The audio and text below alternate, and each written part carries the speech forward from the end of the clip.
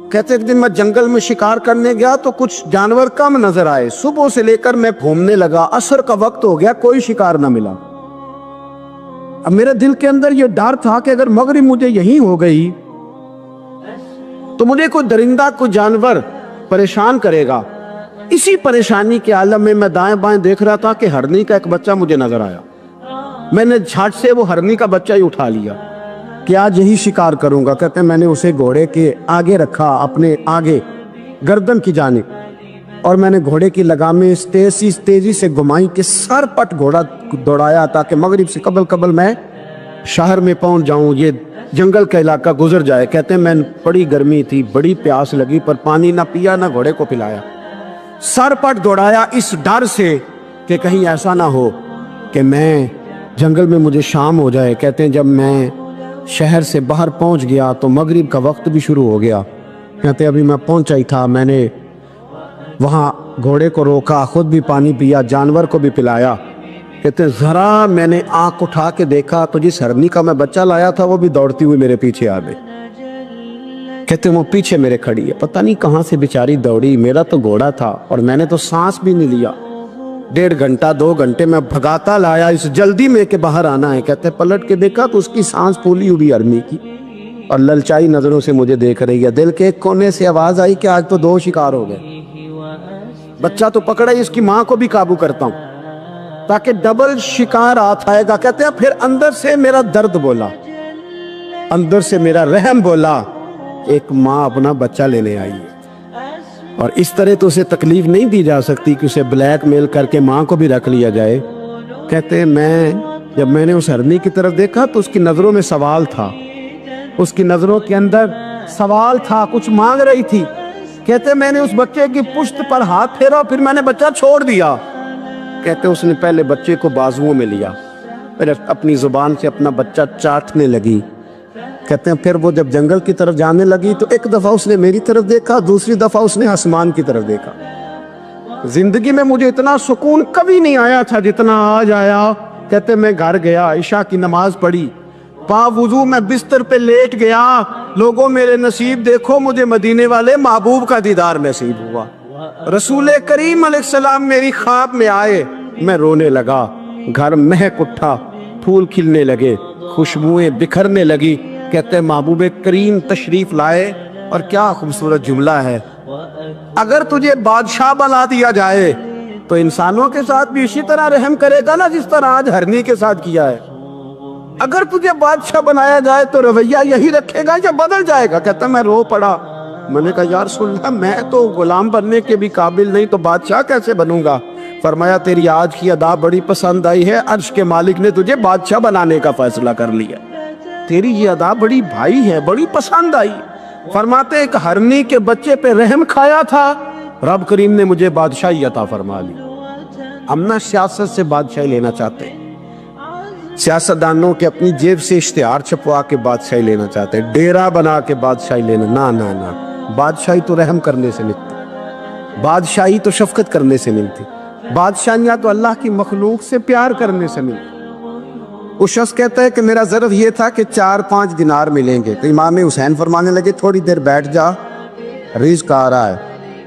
تو امام حسین کو حکومت وقت کی طرف سے 5 تھیلیاں ملی، جس میں ایک تھیلی میں 500 اشرفیاں تھیں، 5 تھیلیاں آئیں، لیکن اس کو آنے میں ذرا دیر ہو گئی۔ وہ 5 تھیلیاں جب آئی تو امام حسین اس کی طرف 5 تھیلیاں بڑھا کے ذرا دیکھنا میری طرف غور سے، 5 تھیلیاں بڑھا کے تو فرمانے لگے میاں جتنا تجھے انتظار کرایا ہے اتنی ہم تیری حاجت پوری نہیں کر سکے، تو یہ نہ محسوس کرنا کہ حسین کے دروازے پہ بیٹھا بھی رہا ہوں تو ملا کیا ہے، یہ نہ محسوس کرنا۔ وہ شخص کہتا ہے جب میں نے وہ تھیلیاں کھولی اور پھر میری نظر امام حسین پہ پڑی تو میرے اندر سے آواز آئی، اگر حسین ابن علی اتنے سخی ہیں تو محمد عربی کتنے سخی ہو۔ اگر یہ معیار ان کا ہے، ان کا یہ معیار ہے، اور خود بھیک دیں خود ہی کہیں منگتے کا بھلا ہو، خود کہنے لگے جتنا انتظار کرایا ہے اتنی تیری مدد کر سکے۔ یہ سخاوت کا معیار تھا، یہ طریقہ تھا۔ ایک دفعہ سیدنا امام حسین رضی اللہ تعالیٰ عنہ کے گھر کے اندر 5000 دینار آئے، مسجد میں تھے، آپ کو 5000 دینار ملے تو امام زین العابدین کہتے ہیں کہ مسجد سے لے کر گھر آنے تک امام حسین نے 5 کے 5000 اللہ کے راستے میں خیرات کر دی۔ فرماتے میں نے کہا ابا جی 5 دینار کی گھر میں ضرورت تھی، مالاں والے سخی نہیں ہوندے تے سخیاں کل مال نہیں ہوندا، ایتھے اوتھے دوویں جہان نہیں، سخی کنگال نہیں ہوندا۔ کہا ابا جی 5 دینار کی گھر میں ضرورت تھی، تو کہتے ہیں مجھے فرمانے لگے بیٹا یہ جن کو میں نے دیا ہے نا یہ گھر کے لیے ہی دیا ہے، یہ گھر کے لیے ہی دیا ہے، جن کو دیا ہے تمہارا کیا خیال ہے یہ باہر خرچ ہوا ہے؟ یہ گھر کے لیے ہی ہے۔ اس لیے کہ جب انسان دوسروں پر شفقت کرتا ہے تو اللہ اس کے گھر پہ رحمت فرماتا ہے۔ امام حسین کے مزاج میں پہلی بات میں نے ذوق عبادت کی عرض کی، دوسری بات عرض کر رہا ہوں کہ صحابہ حضرت اسامہ بن زید بڑے پیارے ہیں میرے نبی کریم کے، بڑے پیارے۔ حضرت اسامہ بن زید کے بارے میں سیدہ عائشہ صدیقہ فرماتی ہیں ان کے ناک سے اگر ریٹھ نکلتی تھی تو اللہ کے رسول اپنے دست مبارک سے صاف کر دیتے تھے، اور سرکار فرماتے تھے کہ اگر اسامہ لڑکی ہوتا نا، ان کے غلام کے بیٹے تھے حضرت زید بن عار، اگر یہ لڑکی ہوتا میں اسے زیور پہناتا۔ بڑے پیارے تھے، لیکن جب ان کا آخری وقت آیا نا تو 60,000 دینار کا قرضہ تھا، رشتہ داروں سے کہا، دوستوں سے کہا، یاروں سے کہا، اور قرض ادا نہیں ہو رہا تھا۔ حضرت اسامہ بن زید کہتے ہیں بڑا پریشان تھا۔ جب حد ہو گئی نا تو حضرت اسامہ بن زید فرمانے لگے جاؤ کوئی حسین ابن علی کو خبر کرو، ان سے کہو میں نا غلام ہوں آپ کے نانا کا، مقروض دنیا سے چلا گیا تو کیا بنے گا۔ امام حسین کو خبر ملی تو دوڑے آئے۔ لاجپال اس پیر کو نہیں کہتے کہ تگڑا نذرانہ لے کے تو ماتھا چوم لے، لاجپال تو اس کو کہتے ہیں کہ جب ضرورت پڑے تو وہ سر پہ موجود ہو۔ حضرت سیدنا امام حسین تشریف لائے تو جناب اسامہ بن زید رو پڑے، کہنے لگے حضور میں نے نا غلامی کی ہے آپ کے نانا کی، اور اس غلامی پہ ناز ہے، اب 60,000 دینار کا قرضہ لے کے دنیا سے جاؤں گا تو میری قبر پہ بوجھ رہے گا۔ امام حسین خادم کو بھی کہہ سکتے تھے جاؤ گھر پیسے پڑے ہیں لے آؤ، امام حسین خود گئے، چادر روڑ کے تو اس کی اوٹ میں بکل میں 60,000 دینار چھپا کے لائے، اور جناب اسامہ بن زید کے سامنے رکھ کے کہنے لگے اسامہ یار پیسے رات کو ہی آئے تھے، میں سوچ رہا تھا مجھے تو ضرورت نہیں، اللہ نے کس کا نصیب میرے گھر میں بھیج دیا، مجھے تو حاجت ہی نہیں تھی، اب پتہ چلا پیسے تیرے تھے، اللہ نے حسین کی ڈیوٹی لگائی ہے کہ جا کے دے آ۔ حضرت اسامہ بن زید رو پڑے، فرمانے لگے اللہ آپ کو بہترین صلہ عطا فرمائے۔ امام بڑا ہی پیار کرتے تھے، گھوڑے پہ جا رہے تھے، کچھ فقیر غریب لوگ بیٹھ کے روٹی کھا رہے تھے، کھا رہے تھے سڑک کے کنارے، تو امام زین العابدین فرماتے ہیں کہ جب امام حسین گزرے تو انہوں نے آواز دی حضور دل کرتا ہے ہمارے ساتھ بیٹھ کے روٹی کھائیں۔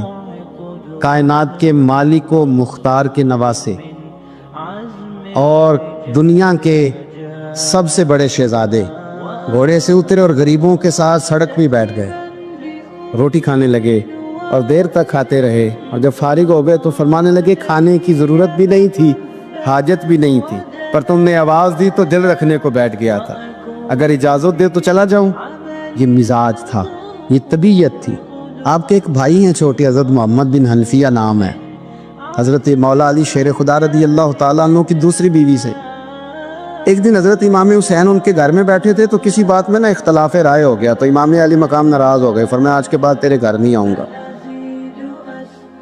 رومال اٹھایا چلے گئے۔ لوگوں نے حضرت محمد بن حنفیہ رضی اللہ تعالیٰ عنہ سے کہا حسین تو ناراض ہو گئے، کبھی نہیں آئیں گے۔ آپ فرمانے لگے بھائی تمہارا ہے کہ میرا؟ جی بھائی تو آپ کے ہیں۔ فرمایا اگر کہو تو چند منٹوں میں حسین واپس آئے۔ جناب ناراضگی ہو گئی ہے۔ فرمایا ناراضگی ہوئی ہے پر میں اس کے دل کی نرمی کو تو جانتا ہوں، اس کے مزاج کے اندر جو محبت ہے اس سے تو ابھی آئے۔ کہا جناب وہ کیسے؟ فرمانے لگے دیکھنا ذرا۔ تو امام حسین نے خط لکھا، حضرت محمد بن حنفیہ نے رکا لکھا، کہنے لگے حسین میرے باپ کا نام بھی علی ہے اور آپ کے باپ کا نام بھی علی ہے، پر ایک فضیلت ایسی ہے جس میں میں آپ کا مقابلہ نہیں کر سکتا، وہ یہ ہے کہ آپ سیدہ فاطمہ الزہرا کے لال ہیں، آپ محمد مصطفیٰ علیہ السلام کے نواسے ہیں۔ کہنے لگے بھائی جان آپ نے نانا جان کی وہ حدیث تو سنی ہوگی کہ دو لوگ ناراض ہو جائیں تو جو صلح پہلے کرے جنت میں پہلے جائے گا۔ فرمانے لگے دل میرا کر رہا تھا کہ پہلے صلح کر لوں، لیکن پھر بڑے بھائی کو پشت کروں گا جنت میں جاتے ہوئے، یہ بھی تو بے ادبی ہے نا۔ اب خط میں نے لکھ دیا ہے، آپ کا جو ارادہ ہو۔ امام حسین نے خط پڑھا تو آنکھوں میں آنسو آ گئے، پھر سے رومال اٹھایا۔ بچے پوچھنے لگے کہاں جا رہے؟ کہا بھائی کے گھر جا رہا۔ کہا آپ تو ناراض تھے؟ فرمایا تھا ناراض، پر ہے تو میرا بھائی نا۔ ہو گئی بات ختم۔ بڑی دل میں نرمی، طبیعت میں سوز، لہجے میں گداز۔ حضرت امیر معاویہ رضی اللہ تعالیٰ عنہ نے ایک شخص کو بھیجا مدینہ منورہ شام سے، تو اس نے کہا میں نے امام حسین سے ملنا ہے، تعارف کیا ہے؟ جناب امیر معاویہ فرمانے لگے مسجد نبوی میں جانا جس کے گرد لوگ سب سے زیادہ ادب سے بیٹھے ہوں، اور جس کی باتیں سب سے زیادہ میٹھی ہوں، اور جس کی نظریں سب سے زیادہ جھکی ہوں، اور جس کے چہرے پر تمہیں سب سے زیادہ وقار نظر آئے، وہی علی کے بیٹے حسین ہوں گے۔ جو سب سے زیادہ تمہیں وہاں ماحول کے اندر جو شخص نظر آئے، پوچھنے کی ضرورت نہیں پڑے گی۔ وہ شخص کہتا میں مدینے آیا تو میں نے واقعی ایک شخص کو دیکھا، شہد کے گرد مکھیوں کا اتنا ہجوم نہیں ہوتا جتنا امام حسین کے گرد رسول اللہ کے غلاموں کا ہجوم تھا، لیکن نظریں جھکی ہوئی، باتیں میٹھی، لہجہ گداز گداز، لفظوں میں رانائی، اور لوگ کئی باتیں پوچھتے تو علی کے صاحبزادے ایک کا جملہ بولتے تو لگتا یہ کہ وہ جملہ سیدھا دل میں اترتا چلا جاتا ہے۔ امام علی مقام کے کردار میں نہ کچھ باتیں بڑی زیادہ تھیں، بہت زیادہ تھیں، بڑا حسن تھا۔ ایک بات تو یہ تھی امام حسین رضی اللہ تعالیٰ عنہ کا علم و فضل بڑا کمال کا تھا۔ ایک دفعہ صحابہ میں مسئلہ بن گیا کہ بچہ پیدا ہوتا ہے تو اس کا وظیفہ کیسے لگانا ہے۔ امام حسین کا علم و فضل بتا رہا ہوں، علم و فضل، تو بات بڑی پیچیدہ ہو گئی۔ حضرت عبداللہ ابن زبیر کے پاس لوگ آئے، کہنے لگے کہ آپ بڑے صاحب علم و فضل ہیں، آپ نے حضور علیہ الصلوۃ والسلام کے ساتھ وقت گزارا ہے، تو مسئلے کو حل کریں کہ بچہ پیدا ہونے کے بعد حکومت اگر وظیفہ لگائے گی تو کب لگائے گی؟ جب بحث طول پکڑ گئی، مسئلہ حل نہیں ہوتا تھا، تو حضرت عبداللہ ابن زبیر کہنے لگے ہم سے نہیں حل ہوگا، ایک بندہ ہے جس کے سینے میں رسول اللہ صلی اللہ تعالیٰ علیہ وسلم کے نور نبوت کا فیضان ہے، وہ یہ مسئلہ حل کریں گے۔ تو کہا وہ کون سے؟ آپ فرمانے لگے جب ہم سے مسائل حل نہیں ہوتے تو ہم ان کے علم سے فائدہ اٹھاتے ہیں۔ کہا کون ہے؟ کہا جناب امام حسین۔ تو لوگ حضرت امام حسین کے پاس گئے کہ حضرت یہ ایک مسئلہ الجھ گیا ہے کہ بچہ پیدا ہو تو وظیفہ کب لگانا ہے؟ فرمایا الجھنے والی بات ہی کوئی نہیں، پیدا ہونے کے بعد جب وہ پہلی دفعہ آواز نکالے تو اس کا وظیفہ لگا دو۔ اس کا مطلب یہ ہے کہ وہ دنیا میں آ گیا ہے، اس نے اپنے آنے کا اظہار کر دیا ہے، اعلان کر دیا ہے، اب اس کا وظیفہ لگا دو۔ تو اس پر پھر صحابہ کا اتفاق ہو گیا۔ امام حسین کے علم سے، فضل سے لوگ فیض اٹھاتے تھے۔ حضرت سیدنا امام حسین کی شہادت کے بعد حضرت عبداللہ ابن زبیر رضی اللہ تعالیٰ عنہ نے قاتلان حسین سے خطاب کیا اور فرمانے لگے اللہ کی قسم تم نے اس شخص کو شہید کیا ہے جو راتوں کو لمبے لمبے قیام کرتا تھا، اور تم نے اس شخص کو شہید کیا ہے جس سے میں دن میں جب بھی ملتا تھا تو وہ روزے سے ہوتا تھا۔ تم نے اس شخص کو شہید کیا جو قائم اللیل تھا، صائم الدہر تھا، اس شخص کو تم نے شہید کیا۔ آپ کو پتہ ہے میدان کربلا میں جب 9 محرم کو ابن سعد نے امام حسین سے کہا کہ جنگ کرو اگر یزید کی بیعت نہیں کرنی، تو امام حسین نے فرمایا ایک رات کی مہلت دے دو، ایک رات کی مہلت دے دو۔ حضرت امام زین العابدین کہتے ہیں میں نے اپنے والد گرامی سے عرض کی کہ ابا جی آپ جہاد سے دور جانے والے تو ہیں نہیں، آپ تو جہاد سے پیار کرنے والے، اور یہ بھی پتہ ہے مجھے کہ یہ جنگ اب ہو کے رہے گی، تو ایک رات کی مہلت لینے کا معنی کیا ہے؟ بھئی کل بھی لڑنا ہے اور رات بھی لڑنا ہے، تو ابا جی ایک رات کی مہلت۔ تو سیدنا امام حسین رضی اللہ تعالیٰ عنہ فرمانے لگے بیٹا رات کی مہلت اس لیے لی ہے کہ میں آج رات کھل کے اپنے رب کی عبادت کر لوں، میں استغفار کر لوں، میں لمبے سجدے کروں۔ اور کہا زین العابدین تو جانتا ہے نا کہ مجھے نماز سے، تلاوت سے، دعا سے اور استغفار سے بڑا پیار ہے، رسول کریم علیہ السلام نے فرمایا، جامع ترمذی میں موجود ہے، فرمایا میں جا رہا ہوں پر تمہیں دو بڑی بھاری بڑی وزنی چیزیں دے کے جا رہا ہوں، صحیح ستہ کی روایت، دو وزنی چیزیں تمہارے بیچ چھوڑ کے جا رہا ہوں، اگر ان کو تھام کے رہو گے تو کبھی گمراہی تمہارے پاس نہیں آئے گی۔ یا رسول اللہ وہ کون کون سی؟ فرمایا ایک اللہ کی کتاب دے کے جا رہا ہوں اور دوسرا اپنا خاندان دے کے جا رہا ہوں۔ اگر اہل بیت نبوت کو تھامے رہو گے، ہمارے بزرگوں نے لکھا ہے کہ یہ جو حضور نے کتاب اللہ اور پھر اپنی اہل بیت کا تذکرہ فرمایا تو اس کا مطلب یہ ہے کہ تھیوری دیکھنی ہوئی تو قرآن دیکھنا، اور پریکٹیکل دیکھنا ہوا تو علی اور فاطمہ کو دیکھنا، حسن اور حسین کو دیکھنا، ان کو دیکھنا۔ نبی کریم علیہ السلام کے اہل بیت منارہ نور ہیں، ان کی محبت، ان کا پیار کیوں بھلا؟ اس لیے کہ یہ وہ خوبصورت لوگ ہیں جن کو خود میرے نبی پاک نے تراشا ہے، ان کی سیرت میں جتنے رنگ ہیں وہ رسول کریم نے خود بھرے، ان کی ایک ایک بات کا خیال نبی پاک نے رکھا ہے، حضور نے از خود انہیں اپنی صحبت عطا کی ہے۔ زیادہ دور نہیں تھا سیدہ فاطمہ کا گھر، مسجد نبوی کے ساتھ تھا، اللہ کے رسول دن میں 2 دفعہ جایا کرتے تھے، پھر بھی کبھی کبھی فرماتے فاطمہ میرا دل کرتا ہے آج میں رات تیرے گھر میں قیام کروں، تو سیدہ فاطمہ زہرا فرماتی ہیں کہ آمنہ کے لال اس طرح بھی میرے گھر میں قیام کرتے تھے کہ حضور چارپائی پہ لیٹتے تھے تو ایک کندھے پہ امام حسن کا سر ہوتا تھا اور دوسرے پہ امام حسین کا سر اقدس ہوتا تھا، اور فرماتی ہیں رات کو کبھی حسنین کریمین دودھ مانگتے تو میں اٹھتی دودھ دینے کے لیے، تو حضور فرماتے لیٹ جاؤ آج میرے ساتھ سوئے ہیں تو دودھ بھی میں ہی پلاؤں گا، تو محبوب اٹھتے ان کے لیے دودھ لاتے برتن سے نکال کے، حضور نے انہیں وقت دیا اور پھر ان کی چھوٹی چھوٹی چیزوں کا خیال رکھا۔ صحیح بخاری میں موجود ہے، تربیت پر توجہ دی۔ امام حسین تشریف لائے، ابھی عمر مبارک 7 سال کے قریب تھی، مسجد نبوی میں صدقے کی کھجوروں کا ڈھیر لگا ہوا تھا۔ چھوٹا بچہ جو ہوتا ہے نابالغ، اس پر شریعت کے احکامات نہیں آتے، صدقے کی کھجوروں کا ڈھیر تھا مسجد نبوی میں۔ یہ تربیت ہے، یہ ٹریننگ ہے جو اللہ کے محبوب نے خود انہیں عطا فرمائی۔ صدقے کی کھجوروں کا ڈھیر تھا، امام حسین حضور کے ساتھ آئے تو امام علی مقام نے ایک کھجور اٹھا کے منہ میں رکھ لی۔ شارحین نے لکھا ہے لگتا یہ ہے کہ کئی دنوں کی بھوک تھی، کیونکہ یہ فاقہ اہل بیت کا بڑا محبوب ہے، مجبور نہیں تھے، وہ تو خزانوں کے مالک تھے، پر غریبوں سے محبت کی وجہ سے فاقے کیا کرتے تھے، یہ ان کی پسند ہے فاقہ کرنا۔ تو ایک کھجور امام علی مقام نے رکھ لی تو اللہ کے رسول نے گلے میں انگلی ڈال کے نکال دی اور فرمایا حسین یہ صدقہ ہے، یہ میری اہل بیت کے لیے درست نہیں ہے۔ حضور نے خود تربیت کی، اور پھر سیدہ فاطمہ الزہرا نے اپنے بچوں کو تراشا، ان پر محنت کی۔ میں اکثر گزارش کرتا ہوں دوستوں سے، میں کہتا ہوں کربلا کا واقعہ کوئی حادثاتی نہیں ہے، اس کے پیچھے پوری ایک لاجک ہے، اس کے پیچھے پورا ایک فلسفہ ہے۔ ایسے ہی کوئی آدمی 3 دن بھوکا پیاسا رہ سکتا ہے؟ کسی آدمی کو صبح اس نے کھانا کھایا اور شام تک کھانا نہ ملے تو ٹانگیں کانپتی ہیں۔ رمضان المبارک میں عبادت کی نیت سے روزہ رکھنے والے بھی شام کو بڑے پریشان ہو جاتے ہیں، پر مسلسل 3 دن کھانا نہ کھایا جائے اور پانی نہ پیا جائے، اور حال یہ ہے کہ وہی آدمی تلوار لے کے میدان میں نکلے اور اس کی حالت یہ ہو کہ لوگ اس کی آگے دوڑنا شروع کر دیں، ہزاروں کی فوجیں تاب نہ لا سکے۔ علی کا گھر بھی وہ گھر ہے کہ جس گھر کا ہر ایک بچہ جسے دیکھو وہی شیر خدا معلوم ہوتا ہے۔ یہ کوئی آسان ہے؟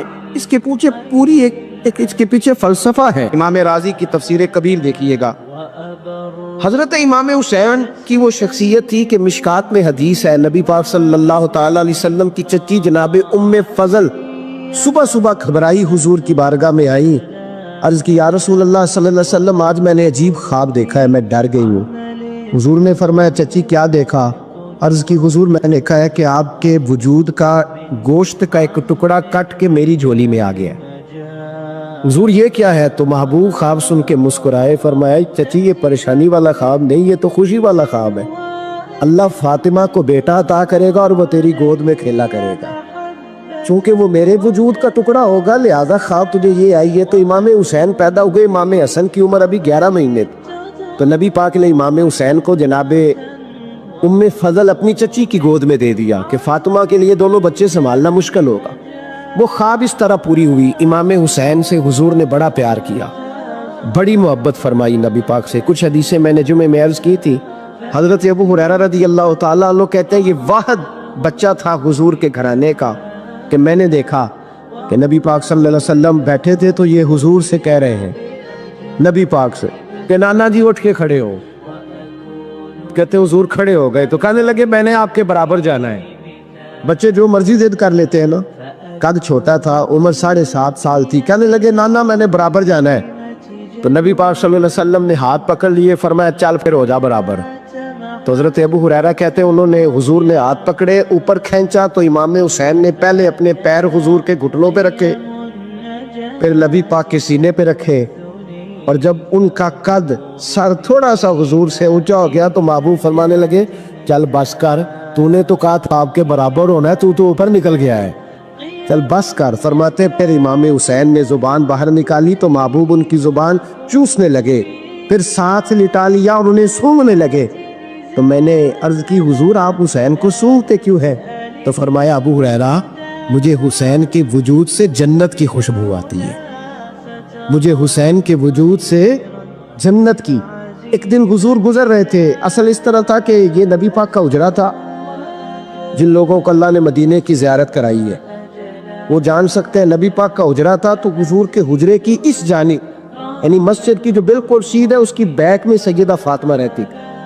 تو حضور اکثر میں نماز کے لیے جب نکلتے تو حضرت فاطمہ کے حجرے کے پاس سے ہو کر دوبارہ محراب میں جاتے.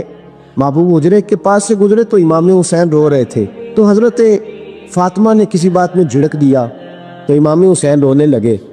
تو نبی پاک نماز کے لیے گئے تو واپس لوٹ آئے اور واپس تشریف لا کے کہا فاطمہ حسین کو کیا ہوا؟ عرض کی یا رسول اللہ تنگ کر رہے تھے میں نے ڈانٹ دیا ہے. کیا خوبصورت جملے ہیں حدیث پاک میں.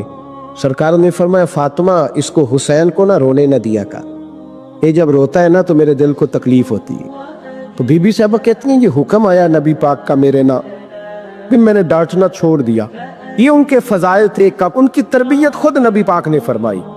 پہلی بات تو یہ ہے کہ نبی پاک نے دعا مانگی تو یا اللہ میرے گھر والوں کو زیادہ روزی نہ دینا، انہیں ایک وقت روٹی دینا، ایک وقت کی بھوک دینا.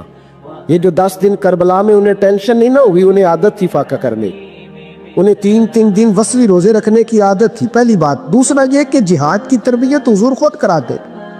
حضرت فاطمہ زہرا کہتی میں پردے کے پیچھے دیکھ رہی تھی، نبی پاک نے امام حسن اور حسین سے فرمایا چلو میرے سامنے کشتی لڑو.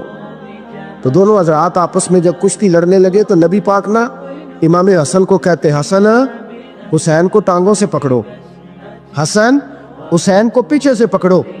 جب نبی پاک بار بار امام حسن کو بتا رہے تھے تو سیدہ پیچھے سے بول پڑی، کہنے لگی یا رسول اللہ آپ چھوٹے کو بتائے آپ بڑے کو بتا رہے.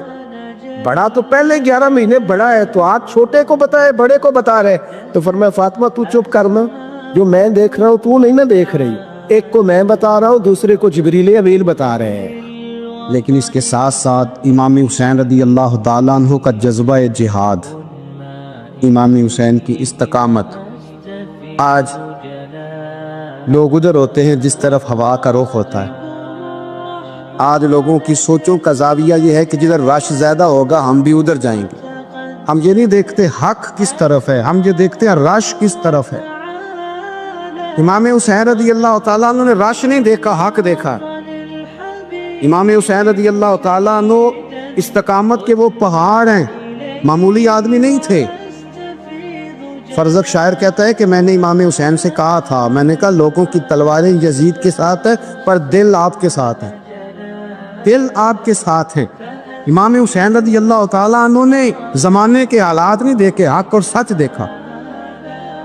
جتنی چیزیں انسان کو کمزور کر سکتی ہیں وہ ساری امام حسین پہ طاری کی گئیں. جتنی چیزیں، وطن چھوڑنا کتنا کو مشکل ہوتا ہے. شالا پردیسی کوئی بھی نہ تھی وے ککھ جنا تو پارے. حضرت سلطان باؤ فرماتے ہیں بچو پردیسی ہونا کوئی آسان ہے؟ جس آدمی کا کسی چھوٹے سے گاؤں میں بھی مکان ہو چھوڑنا پڑ جائے تو روتا ہے.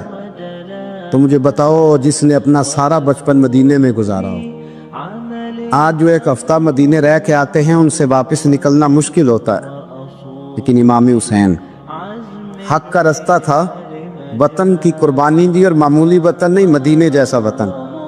اور جب کھڑے تھے نا امام حسین رضی اللہ تعالیٰ عنہ رجب میں نکل رہے تھے مدینے سے، تو کوئی شاعر کہتا ہے دور کھڑے ہو کہ انہوں نے گویا کہا تھا آقا تیرے کرم کے خزینے کی خیر ہو، میں جا رہا ہوں تیرے مدینے کی خیر ہو۔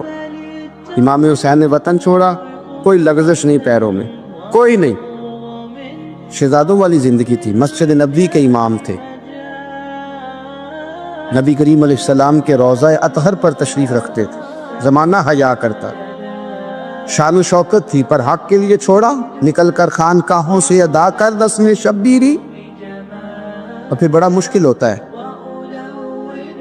جس شخص کے ساتھ بچے اور عورتیں ہوں وہ تو یہ کہہ کے لڑائی سے جان چھڑاتا ہے کہ میرے ساتھ فیملی ہے، نہ ہوتی تو تجھے بتاتا، پر امام حسین کو اولاد بھی کمزور نہیں کر سکی، عورتوں کا ساتھ ہونا کمزور نہیں کر سکا۔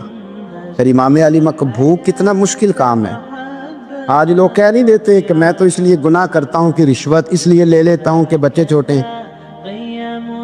10 دنوں کی کم و بیش سفر، 3 دنوں کی بھوک اور پیاس، پر حق کے رستے میں امام حسین کو کوئی چیز کمزور نہیں کر سکی۔ اور پھر وہ جتنی باتیں لوگ کہہ سکتے تھے وہ ساری کہیں گئی، ساری۔ اور آ کے عرض کرنے لگا حضور یہ کوئی معمولی دشمن نہیں، یہ وہ ظالم ہیں جو لاشوں پہ بھی گھوڑے دوڑا دیتے۔ تو امام علی مقام فرمانے لگے جو شہادت کا جذبہ لے کے نکلے وہ پھر انجام نہیں دیکھا کرتا، وہ انجام، وہ جتنی چیزیں جو استقامت کے رستے میں آ سکتی ہیں وہ ساری چیزیں رستے میں آئیں، پر امام علی مقام نے کسی چیز کی پرواہ نہیں کی۔ آج کا مسئلہ یہ ہے کہ آج لوگوں میں استقامت نہیں ہے، رات کو کچھ ہوتے ہیں، سویرے کچھ ہوتے ہیں، دوپہر کو کچھ ہوتے ہیں، شام کو کچھ ہوتے ہیں۔ ہمارا کل انداز تکلم کچھ اور ہوتا ہے، صبح کچھ اور ہوتا ہے۔ امام علی مقام میدان میں رہے، ایک میت گھر میں ہو جائے تو کئی دنوں تک آنکھ کھلتی نہیں، ہوش رہتا نہیں۔ سب سے زیادہ مسائب امام حسین نے دیکھے، سب سے زیادہ، اور گھوڑے پر بیٹھنے سے پہلے ساری تکلیفیں آپ دیکھ چکے تھے۔ باپ کا جنازہ اٹھانا آسان ہوتا ہے، بیٹے کا جنازہ اٹھانا بڑا مشکل ہوتا ہے، پر امام حسین نے بیٹوں کے جنازے اٹھائے۔ حضرت علی اصغر کی لاش کو امام حسین نے اپنے دست مبارک سے دفن کیا، اور جناب علی اکبر کی میت کو جب آپ اٹھا کے لا رہے تھے تو سیدہ زینب فرماتی ہیں کہ مجھے یوں کبھی لگتا تھا حسین کا قد بڑا ہے اور کبھی لگتا تھا علی اکبر کا قد بڑا ہے، اور فرماتی ہیں کہ پھر حضرت قاسم بن حسن کو بھی وہ اٹھا کے لائے، اور جناب عباس کے وجود سے الگ ہونے والے بازو انہوں نے لا کے حضرت عباس کے وجود کے ساتھ بھی رکھے۔ انہوں نے یہ سارا منظر دیکھا، لیکن جب حسین ابن علی اپنی دفعہ گھوڑے پہ سوار ہوئے تو لگتا یہ تھا کہ ان سے زیادہ بہادر کوئی نہیں۔ ایک جملہ بھی یزیدی فوج کے سامنے امام حسین نے کمزور نہیں کہا، ایک جملہ بھی، ایک فکرہ بھی کچا نہیں بولا، کہیں بھی کوئی منت نہیں کی، کسی جگہ بھی ان کے پائے استقلال میں کوئی لغزش نہیں آئی۔ جب لوگوں کو پتہ چل جائے کہ اب سامنے موت ہی موت ہے، سوائے اس کے چارہ کچھ بھی نہیں، تو بہت ساری رخصت اور اجازت تو دین بھی دیتا ہے، پر امام حسین کسی جگہ کسی رخصت پر عمل کرتے نظر نہیں آتے، ڈٹ کے بات کی، ڈٹ کے۔ اور پھر جب میدان میں نکلے، اللہ اکبر، تو ابن سعد کہنے لگا کہ اگر 2 کر کے ایک کر کے جاؤ گے تو یہ 45,000 کا لشکر سارا حسین کاٹ ڈالے گا، یک بارگی حملہ کرو گے تو بات۔ اتنی استقامت، اتنا۔ آج تو لوگ ڈپریشن کے مریض ہیں، آج تو لوگ ٹینشن کے مریض ہیں، ہر دوسری بات میں لوگ کہتے ہیں وہ بڑا، پر کس بات سے؟ مطلب کیا آپ نے زندگی میں صرف جاب نہیں مل رہی، صرف بیماری آ گئی، صرف خرچہ نہیں گھر میں بڑا، کس بات کا ڈپریشن؟ امام حسین کی زندگی بتلاتی ہے وہ لوگ بھی کوئی دنیا میں کمال حاصل کر سکتے ہیں جو چھوٹی چھوٹی بات پہ روتے ہیں۔ مال بھی ہے، جوانی بھی ہے، گھر بھی ہے، مکان بھی ہے، بچے بھی ہیں، عزت بھی ہے، صرف پیسے نہیں۔ اور انسان ہے کہ آنکھیں نہیں کھل رہی، وہ سمجھتا ہے میں کسی کام کا ہی، فقط پیسے نہیں بس۔ او خدا کے بندو، امام علی مقام نے فرمایا سارا کچھ لٹا کے بھی جو میدان میں کھڑا رہے اسے حسین ابن علی کہا جاتا ہے، اسے حسین ابن علی کہا جاتا ہے۔ حسین ابن علی کی شان رفت کوئی کیا جانے، حسن جانے، علی جانے، نبی جانے، خدا جانے، کون جانے امام علی مقام کا معیار۔ تو امام حسین رضی اللہ تعالیٰ عنہ کی زندگی ہمیں بتاتی ہے کہ ذوق والی عبادت کرو، امام حسین کی زندگی ہمیں بتاتی ہے کہ جب تم سخاوت کرو تو پھر اپنی حیثیت سے بڑھ کر کرو، اور امام حسین کی زندگی ہمیں بتاتی ہے کہ دل میں کسی کے لیے کوئی بات نہ رکھو، صلح کرنے میں پہل کرو، محبتیں کرنے میں آگے بڑھو۔ اور امام حسین کی زندگی ہمیں بتلاتی ہے کہ جب دنیا میں تم نے کچھ کرنا ہے تو پھر ڈٹنا بھی سیکھو، پھر کھڑے ہونا بھی سیکھو۔ یہ نہ دیکھو کہ حالات، امام حسین نے ایک دن بھی حکومت نہیں کی، یزید نے 4.5 سال کی، لیکن قیامت تک دلوں پہ حکومت امام حسین کی رہے گی، امام حسین کی رہے گی، اس لیے کہ ان میں استقامت تھی۔ امام حسین کے ساتھ اس وقت 72 لوگ تھے، لیکن آج کائنات کا ذرہ ذرہ امام حسین کے ساتھ ہے۔ اس کا مطلب ہے وقت لگتا ہے، نظریہ غالب آ ہی جایا کرتا ہے، تو استقامت والی زندگی گزارے۔